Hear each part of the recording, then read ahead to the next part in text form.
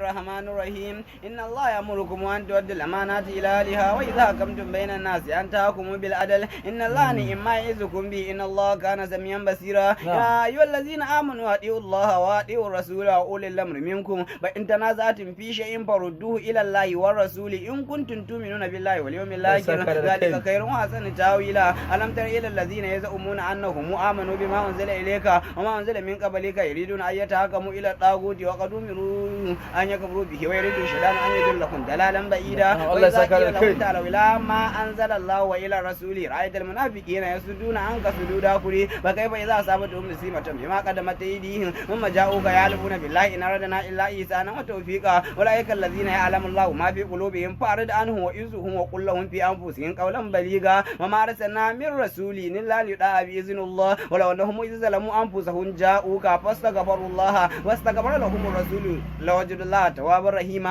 ولا ربك لا يؤمنون حتى يحكموك فيما شجر بينهم ثم لا يجدون في أنفسهم حرجا مما قضيت ويسلموا تسليما ولو أنا كتبنا عليهم أنفسهم وأخرجوا من ديركم ما فعلوا إلا قليلا منهم ولو أنهم فعلوا ما يوعظون به لكان خيرا لهم وأشد تثبيتا وإذا لآتيناهم من لدنا أجرا عظيما ولهديناهم صراطا مستقيما ومن يطع الله والرسول فأولئك مع الذين أنعم الله عليهم من النبيين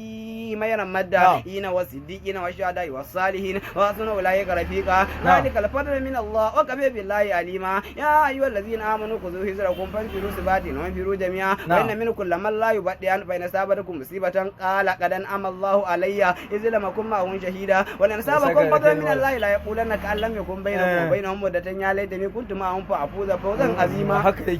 فليقاتل في سبيل الله الذين يشرون الحياة الدنيا بالآخرة ومن يقاتل في سبيل الله فيقتل ويغلب فسوف يؤتيه أجرا عظيما وما لكم لا تقاتلون في سبيل الله والمستضعفين من الرجال والنساء والولدان الذين يقولون ربنا أخرجنا من هذه القرية الظالم أهلها واجعل لنا من لدنك وليا واجعل لنا من لدنك نصيرا الذين آمنوا يقاتلون في سبيل الله والذين كفروا يقاتلون في سبيل الطاغوت فقاتلوا أولياء الشيطان إن كيد الشيطان كان ضعيفا ألم تر إلى الذين قيل